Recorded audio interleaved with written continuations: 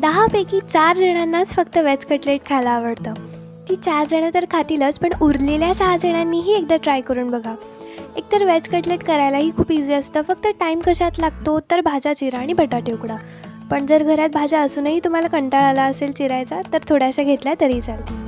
आता veg cutlet करायला बटाटा उकडला की किसून घ्यायचा आणि त्याच्यामध्ये आपल्या आवडीप्रमाणे भाज्या घालायचा आणि मीच दिलेले मसाले घाला. एकदम अमेझिंग होणार आहे तुमचं व्हेज कटलेट. ब्रेड क्रम्स घालायला अजिबात विसरायचं नाही आहे, कारण त्याच्यामुळे प्रॉपर बाइंडिंग येतं मिश्रणाला.